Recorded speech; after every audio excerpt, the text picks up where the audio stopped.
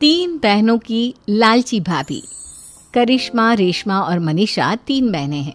उनका एक भाई भी है, मयंक।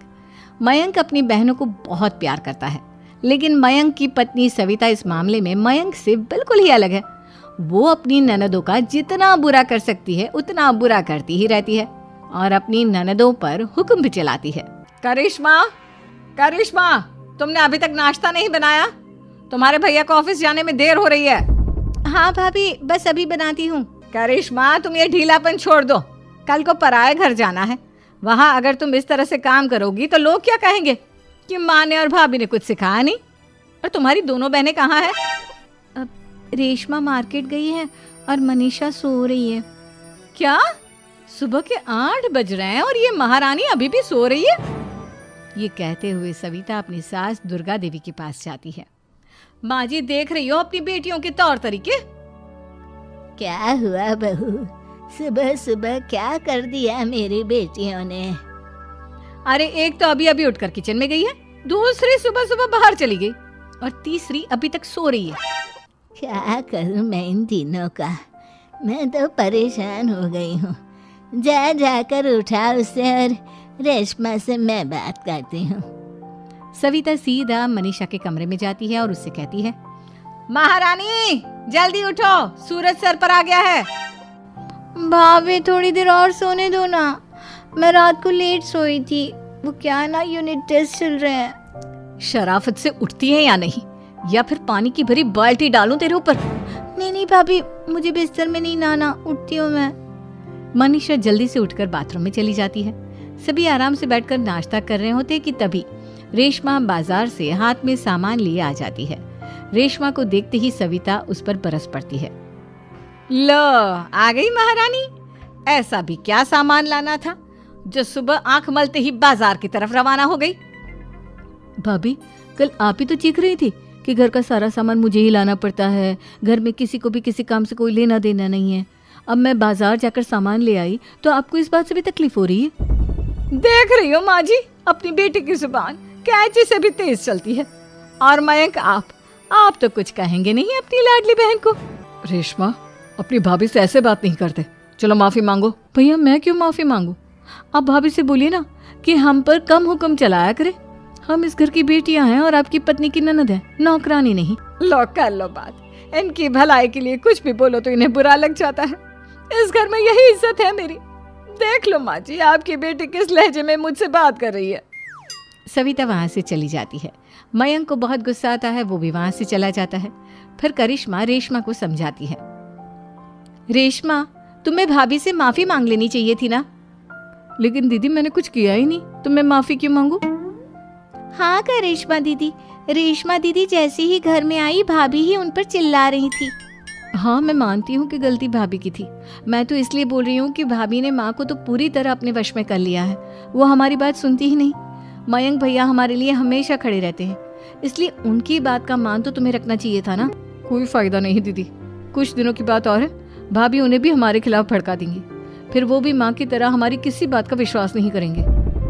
इसी तरह सविता अपनी तीनों ननदों को किसी न किसी बात पर परेशान करती रहती थी। एक दिन मयंक अपनी तीनों बहनों के लिए गिफ्ट लाया।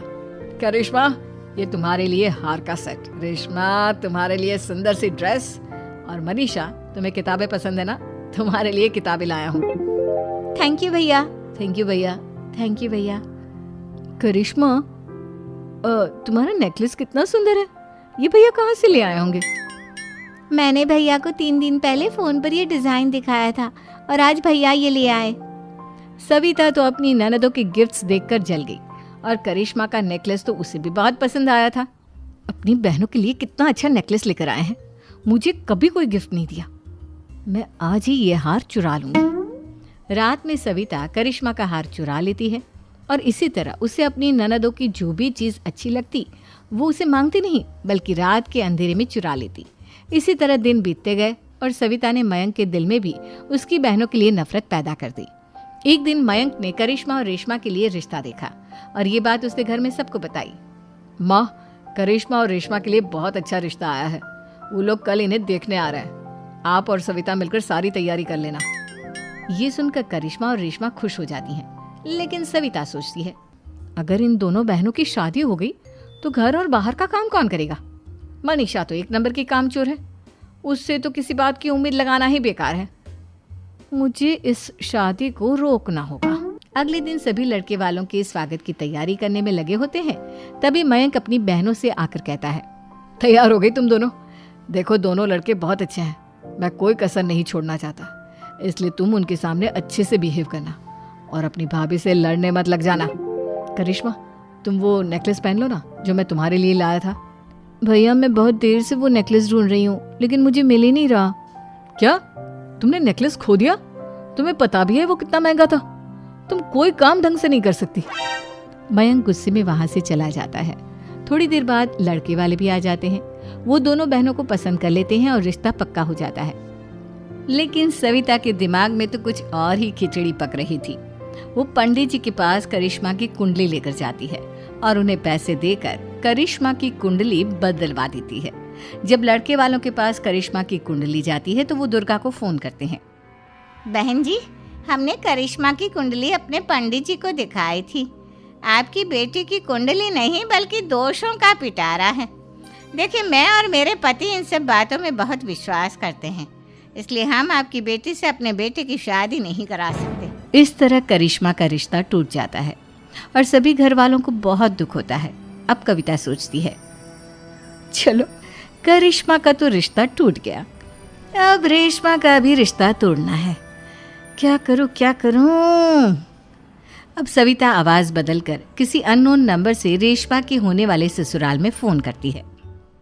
हेलो, मैं कौन हूँ कौन नहीं ये आपके लिए जानना जरूरी नहीं, बस इतना सुन लो कि रेशमा का 2 साल से किसी के साथ अफेयर चल रहा है। बस रेशमा का रिश्ता तोड़वाने के लिए सविता का इतना कहना काफी था। अब रेशमा का भी रिश्ता टूट गया। मयंक और दुर्गा देवी ने रेशमा को खूब खरी खोटी सुनाई और उससे बार बार उस लड़के के बारे में पूछने लगी। आप दोनों मुझे क्यों परेशान कर रहे हो? अरे कोई लड़का होगा मेरी लाइफ में तो मैं बताऊंगी ना, जब कोई है ही नहीं तो कहाँ से लाऊं मैं कोई लड़का? तो तेरे होने वाले ससुराल वालों को फोन किसने किया था? माँ मैं नहीं जानती किसने फोन किया था, मैं सच कह रही हूँ। मैं तो पहले ही कह रही थी इसकी लगाम खींच कर रखो, लेकिन मेरी सुनता ही कौन है। आप चुप रहिए भाभी, ये सब आपका ही किया धरा है। अब तीनों बहनों को विश्वास हो जाता है कि ये सब उनकी भाभी ही कर रही है। तीनों बहनें अपनी भाभी को सबक सिखाने के लिए एक वकील कर लेती है और घर में हिस्सा मांगना। देखो भैया, माँ बाप की जायदाद में जितना बेटों का हक होता है उतना ही बेटियों का, इसलिए इस घर के 4 हिस्से होंगे और हमें अपना हिस्सा चाहिए। मैंने तुम्हारे लिए क्या क्या नहीं किया और तुम इस घर में हिस्सा मांग रही हो? भैया, आप और माँ हम बहनों की कोई बात नहीं सुनते हो और भाभी हमारी शादी नहीं होने देगी क्योंकि उन्हें लगता है कि आप हमारी शादी में ज्यादा पैसा लगाओगे और उन्हें हम जैसी फ्री की नौकरानी कहाँ मिलेगी। तो हम भाभी के साथ तो रह नहीं सकते, हम बहनों को अपना हिस्सा चाहिए। अरे तुम्हें शर्म आनी चाहिए अपनी भाभी पर ऐसा इल्जाम लगाते हुए। वो तुम्हारे बारे में कितना सोचती है। हाँ माँ, भाभी हमारे बारे में बहुत सोचती है, दिन रात बस यही सोचती रहती है कि किस तरह से अपनी तीनों ननदों को परेशान करूं और कभी मुझे पढ़ने भी नहीं देती। दोनों बहनों का रिश्ता भी तो इन्होंने ही तोड़वाया है और रात में हमारे कमरे में आकर हमारी चीजें भी चुराती हैं। इसी तरह सविता की तीनों ननदें अपनी बात पर अड़ी रही। अब कोर्ट में तारीख भी शुरू हो गई। जब सविता को लगा कि उसकी तीनों ननद इतनी आसानी से नहीं मानने वाली, तो उसने अपने पति और सास को सारी सच्चाई बता दी और अपनी तीनों ननद से माफी मांगी। मयंक और दुर्गा को भी अपनी गलती का एहसास हो गया। अब सविता खुद करिश्मा और रेशमा के लिए अच्छा रिश्ता ढूंढती है और उनकी शादी करवाती है।